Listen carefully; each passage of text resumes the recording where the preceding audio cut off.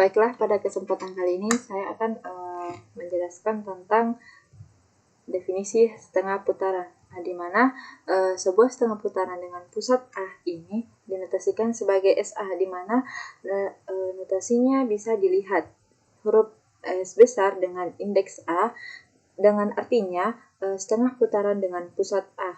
Nah, di mana setengah putaran dengan pusat A ini adalah suatu padanan yang didefinisikan untuk setiap titik P pada bidang berikut, di mana terdapat dua bidang.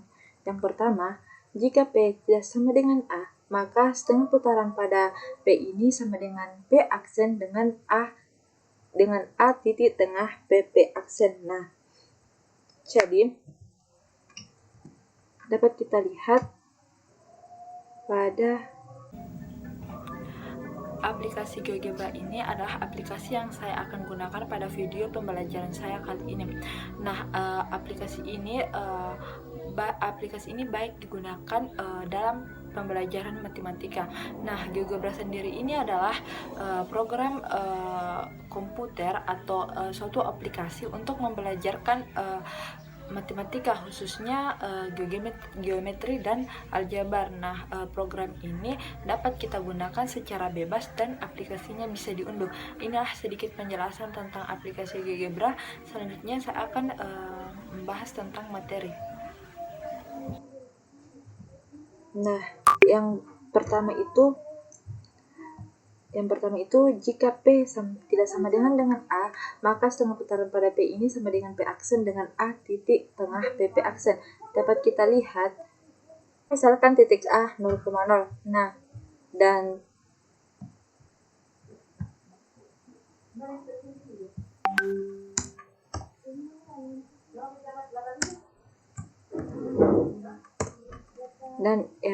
titik P minus 5,0. Di sini titik P ini saya akan mencerminkan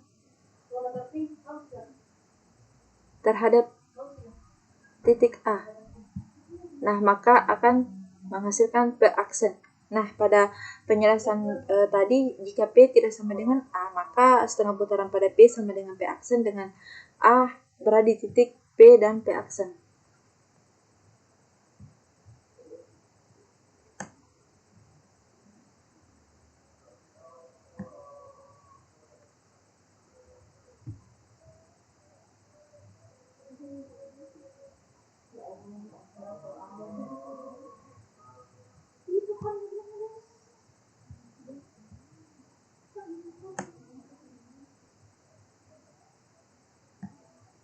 Seperti tadi bahwa P dan P aksen. Nah, di mana A adalah titik tengah dari P dan P aksen. Selanjutnya pada bidang kedua, yaitu jika P sama dengan A, maka setengah putaran pada P ini sama dengan P sama dengan A sama dengan setengah putaran pada A. Nah, di mana setengah putaran pada P ini merupakan titik P sendiri. Artinya P ini tidak sama dengan pusat A. Nah, kenapa setengah putaran pada P ini sama dengan A? Karena karena P ini setelah kita rotasikan dengan ini, ketika P ini setelah kita rotasikan dengan A, maka hasilnya tetap sama. Dapat kita lihat bahwa jarak antara P ke A itu sama dengan jarak antara A ke P. Nah, selanjutnya di sini saya akan membahas tentang rumus setengah putaran. Nah, di mana rumus pada setengah putaran ini termasuk pada teorema tujuh titik 4, yaitu jika A di mana A, B dan P di mana X, Y, maka setengah putaran pada P adalah 2A kurang X, 2B kurang Y. Nah, di mana setengah putaran pada P ini berarti A ini adalah pusatnya, sedangkan P ini adalah titik yang akan kita putarkan. Nah, yang kita akan eksekusikan titiknya itu adalah 2A kurang X, 2B kurang Y. Nah, dapat kita lihat pada kasus 1, dimana jika P tidak sama dengan A. Kita misalkan P double aksen sama dengan X1, Y1, dan setengah putaran pada P ini sama dengan P double aksen. Maka A ini titik tengah P double aksen. Nah, sehingga diperoleh AB sama dengan X1 ditambah X per 2, Y1 ditambah Y per 2. Maka X1 ditambah X per 2 sama dengan A, dan Y1 ditambah Y per 2 sama dengan B. Sehingga diperoleh persamaan X1 tambah X per 2 ini sama dengan A, di mana X1 ditambah X sama dengan 2A, dan X1 sama dengan 2A kurang X. Ini adalah persamaan pertama. Selanjutnya Y1 tambah Y per 2 sama dengan A, maka Y1 tambah Y sama dengan 2A, maka Y1 sama dengan 2A kurang Y. Ini adalah persamaan kedua. Nah, dari persamaan 1 dan 2, maka X1, Y1 sama dengan 2A kurang X, 2B kurang Y. Nah, karena setengah putaran pada P ini sama dengan P double aksen, maka setengah putaran pada P sama dengan X1, Y1 sama dengan 2A dikurang X, 2B dikurang Y. Jadi setengah putaran pada P sama dengan 2A kurang X, 2B kurang Y. Maka terbukti kasus 1 di mana P tidak sama dengan A terbukti. Selanjutnya kita ke kasus 2, di mana jika P sama dengan A. Nah, karena P sama dengan A, maka S, Y sama dengan A, B, artinya A sama dengan X dan B sama dengan Y. Nah, setengah putaran pada P ini sama dengan setengah putaran pada pusat A sama dengan A sama dengan A, B. Nah, ini kita tinggal substitusikan masuk sehingga menghasilkan ini 2A kurang X, 2B kurang Y. Jadi setengah putaran pada pusat P, setengah putaran pada P ini sama dengan 2A kurang X, 2B kurang Y. Nah, dari persamaan 1, persamaan A dan B atau kasus 1 dan 2, maka terbukti bahwa setengah putaran P ini sama dengan 2A dikurang X, 2B dikurang Y. Oke, lebih jelasnya kita beralih ke contoh soal untuk rumus setengah putaran ini. Nah, di mana contoh soal ini diketahui titik C yaitu minus 4,3, G itu X, Y, di mana Y sama dengan minus X. Nah, tentukanlah A, MG, SC 2,-1 dan B ini MG, SC, P jika P, X, Y. Nah, jawaban yang pertama, MGSC 2,-1 sama dengan MG. Ini yang tadi saya jelaskan pada rumus teorema 7.4. Nah, di mana 2A dikurang X, 2B dikurang Y. Nah, ini sisa kita kasih masuk nilainya. Yang ini, yang A ini, A dan B kita ambil pada titik C, minus 4,3. Dan X dan Y itu kita ambil di 2,-1. Nah, sehingga diperoleh 2 kali minus 4 dikurang 2, 2 kali 3 kurang minus 1. Nah, sehingga pada saat setelah kita mendapatkan hasilnya, maka hasilnya itu minus 10,7, di mana minus 10,7 ini kita cerminkan terhadap sumbu G sehingga menghasilkan 10,7. Lebih jelasnya saya akan menjelaskan menggunakan GeoGebra.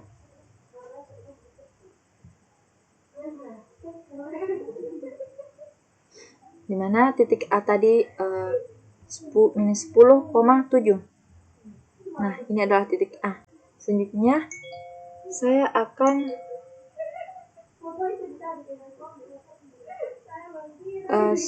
cerminkan terhadap MG, di mana MG ini adalah sumbu Y.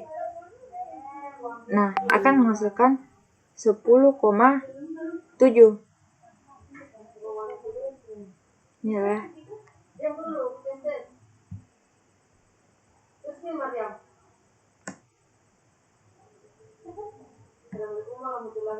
Waalaikumsalam.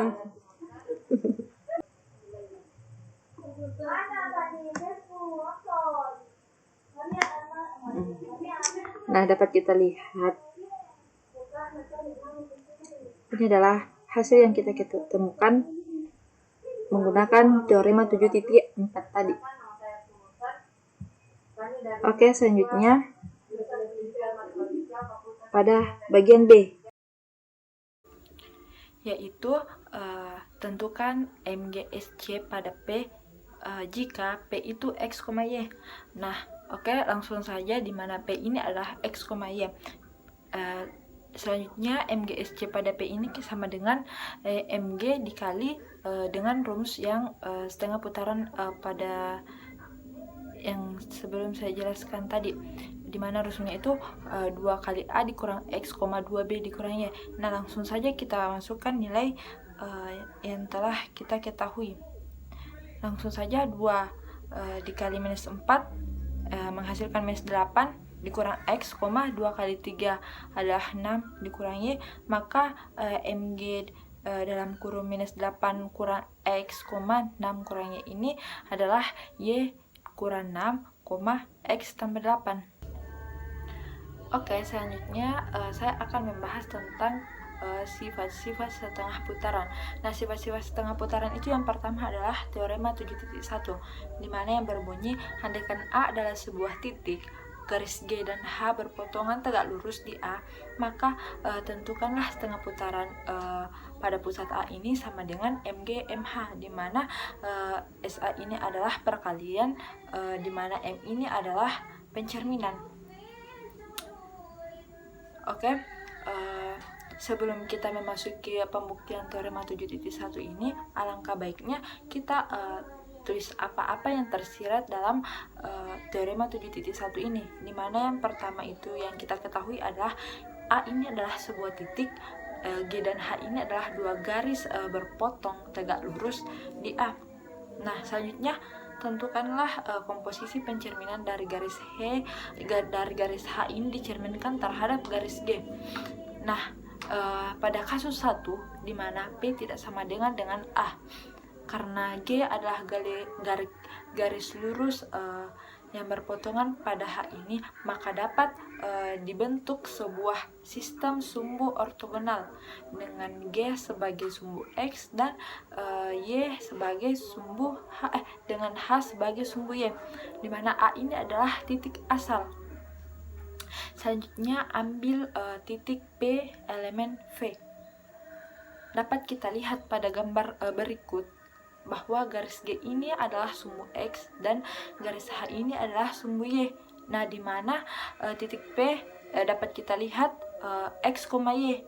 Setelah kita cerminkan satu kali, maka akan menghasilkan P-aksen adalah X, minus Y. Selanjutnya pada pencerminan kedua ini akan menghasilkan P double aksen itu sama dengan min X, min Y. Selanjutnya saya akan bahas pada aplikasi GeoGebra. Nah, kita misalkan titik P tadi itu kan 5,3. Nah, setelah itu saya cerminkan terhadap sumbu Y, maka akan menghasilkan 5, minus 3. Oke, selanjutnya saya cerminkan lagi 2 kali pencerminan sehingga menghasilkan P double aksen itu min 5, min 3, sehingga menghasilkan gambar seperti ini. Oke, selanjutnya ditunjukkan bahwa untuk setiap P berlaku setengah putaran pada P sama dengan MG MH mg kali mh pada titik P.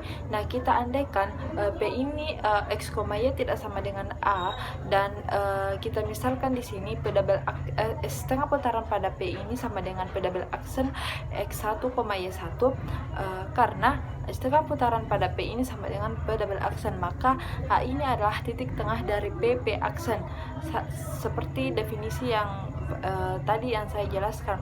Nah, selanjutnya sehingga pada titik pusat A 0,0 ini sama dengan x1 ditambah x per 2, y1 ditambah y per 2. Nah, selanjutnya itu diperoleh x1 ditambah x sama dengan 0 menjadi x1 sama dengan minus x, dan y1 ditambah y sama dengan 0 menjadi y1 sama dengan minus y. Nah, artinya setengah putaran pada P ini sama dengan min x, min y. Ini adalah persamaan pertama. Selanjutnya itu komposisi pencerminan, di mana mg dikali mh pada P ini sama dengan mg dalam kurung mh pada titik P. Nah, selanjutnya mg ini dalam kurung mh pada titik P ini kan minus x, y, sehingga mg dikali min x, y akan menghasilkan min x, min y. Nah, artinya apa? Artinya mg dikali mh pada P ini sama dengan min x, min y. Ini adalah persamaan kedua, dan persamaan 1 dan 2 kita peroleh bahwa setengah putaran pada P ini sama dengan mg dikali mh pada P. Jadi setengah putaran pada pusat A ini sama dengan mg dikali mh. Ini artinya 2 kali pencerminan. Oke, selanjutnya pada kasus 2, dimana jika P itu sama dengan A. Nah, menurut definisi setengah putaran pada pusat A di titik A ini sama dengan A. Ini adalah persamaan pertama, dan mg kali mh pada titik H ini sama dengan mg pada A sama dengan A. Ini adalah persamaan kedua. Nah, dari persamaan 1 dan 2 ini kita peroleh bahwa setengah putaran pada pusat A di A ini sama dengan mg kali mh pada pusat A. Jadi sama-sama A. Jadi setengah putaran pada A ini sama dengan mg kali mh. Nah, setengah putaran ini terdapat 2 kali pencerminan, sama kayak pada kasus pertama yang saya jelaskan tadi. Nah, dari kasus 1 dan kasus 2 ini kita peroleh persamaan bahwa setengah putaran pada A ini sama dengan mg dikali mh. Nah, jadi setengah putaran ini sama dengan 2 kali pencerminan. Selanjutnya saya akan membahas tentang teorema 7.2. Nah, di mana jika G dan H ini 2 garis yang berpotongan tegak lurus, maka mg dikali mh ini sama dengan mh dikali mg. Nah, ini sifatnya komutatif, perkalian putar balik, perkalian bolak-balik. Jika P sama dengan A, maka mg mh pada A ini sama dengan A. Begitupun mh mg itu juga sama dengan A. Jadi dapat disimpulkan bahwa mh mg pada A ini sama dengan mg mh pada A. Nah, jika P tidak sama dengan A, kita misalkan P ini adalah x, y. Nah, garis G ini sebagai sumbu Y dan garis H ini sebagai sumbu X, maka mg mh pada P ini sama dengan mg dalam kurung x, min Y, maka sama dengan min x, min Y, karena dicerminkan 2 kali. Dan begitu pula mh mg pada titik P. Jika mh ini adalah minus x, y, maka setelah kita cerminkan terhadap sumbu x atau sumbu y, maka menghasilkan min x, min y. Jadi dapat kita simpulkan bahwa mg mh pada P sama dengan mh mg pada P. Nah, ini bisa kita lihat pada pembuktian tadi, pembuktian pada jika P sama dengan A dan jika P tidak sama dengan A pada mg mh dan mh mg ini dapat kita lihat bahwa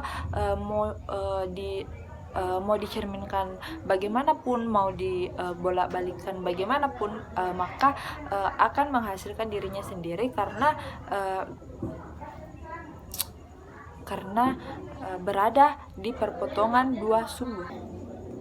Nah, selanjutnya saya akan berikan contoh pada aplikasi GeoGebra.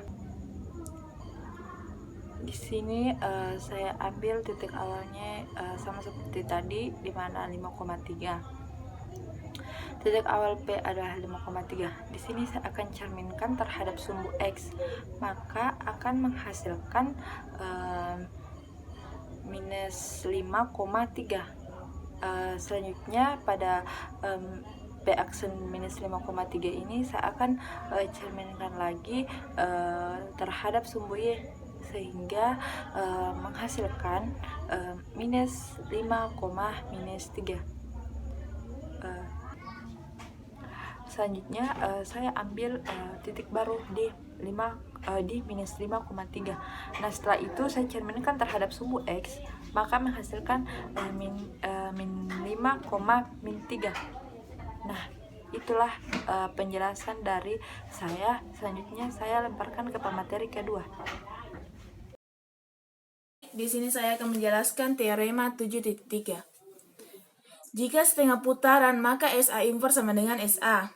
Adapun juga buktinya, andaikan G dan H dua garis yang tegak lurus, maka MG MH sama dengan SA dengan A titik potong antara G dan H.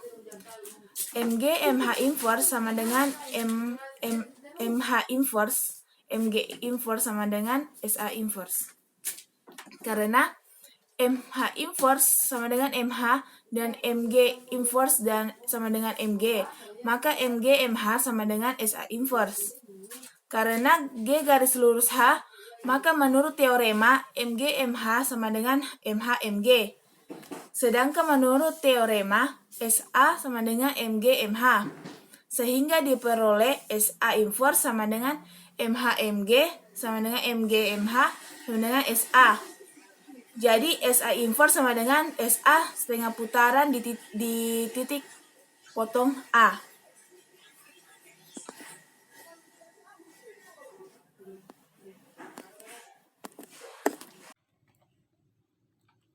Baik, saya akan melanjutkan materi tentang pembuktian setengah putaran adalah transformasi. Misalkan setengah putaran pada A merupakan setengah putaran, maka setengah putaran pada A sebuah transformasi jika memenuhi syarat sebagai berikut. Syarat yang pertama, setengah putaran pada A merupakan fungsi. Syarat yang kedua, setengah putaran pada A merupakan fungsi surjektif. Dan syarat yang terakhir, setengah putaran pada A merupakan fungsi injektif. Untuk membuktikan syarat yang pertama, akan dibuktikan bahwa setengah putaran pada A suatu fungsi.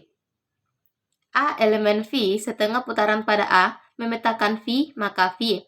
Selanjutnya, ambil sebarang R elemen V. R sama dengan R aksen, maka setengah putaran pada A titik R sama dengan R aksen sama dengan R. R tidak sama dengan R aksen, maka terdapat garis RR aksen di mana A elemen garis RR aksen, di mana garis RA sama dengan garis AR aksen, terdapat 1A.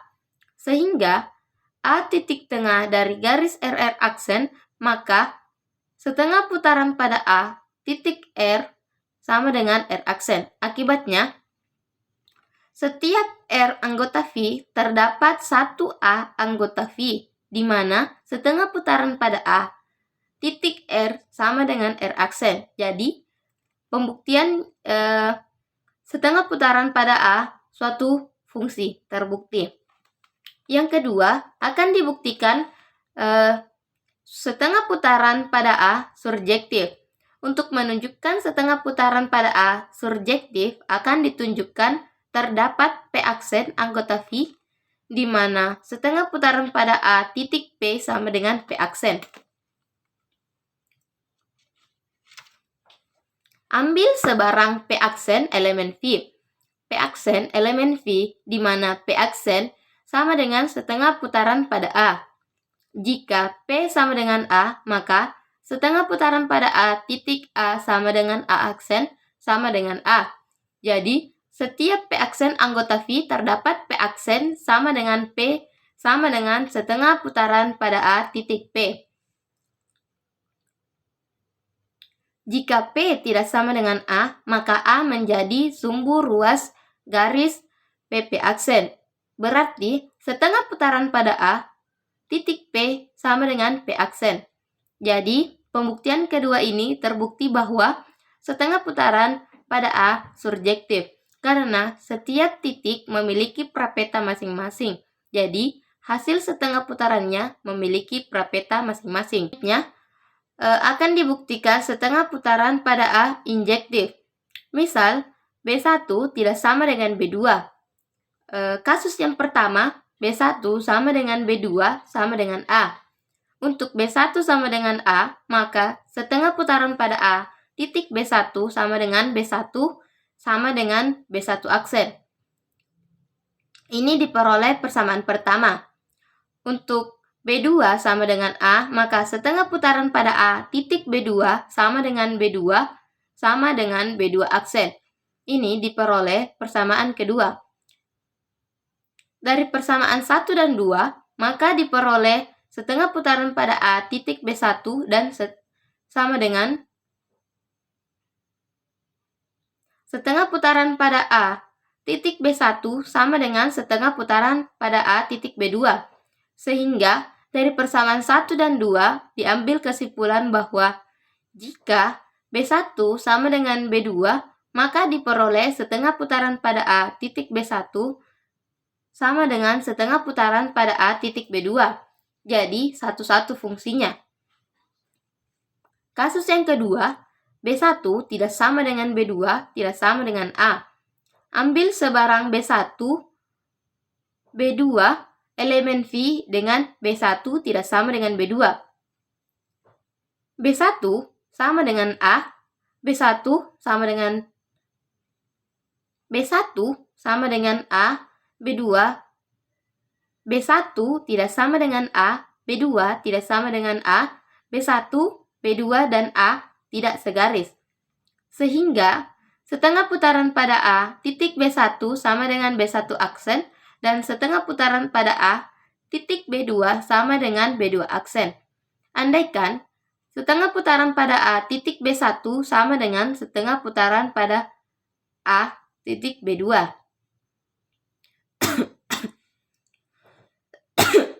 Karena setengah putaran pada A titik B1 sama dengan setengah putaran pada A titik B2, maka B1 aksen sama dengan setengah putaran pada A titik B1 sama dengan setengah putaran pada A titik B2 sama dengan B2 aksen.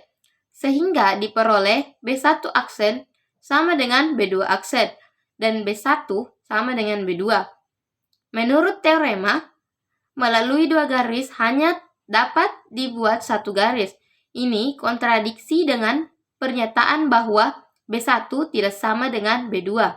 Dengan pengandaian B1 tidak sama dengan B2, maka setengah putaran pada A titik B1 sama dengan setengah putaran pada A titik B2 tidak benar. Jadi, setengah putaran pada A titik B1 tidak sama dengan setengah putaran pada A titik B2. Jadi, setengah putaran pada A injektif, sehingga fungsinya satu-satu juga. Karena setengah putaran pada A suatu fungsi, setengah putaran pada A surjektif, dan setengah putaran pada A injektif, maka setengah putaran adalah suatu transformasi. Jadi, terbukti bahwa setengah putaran adalah transformasi.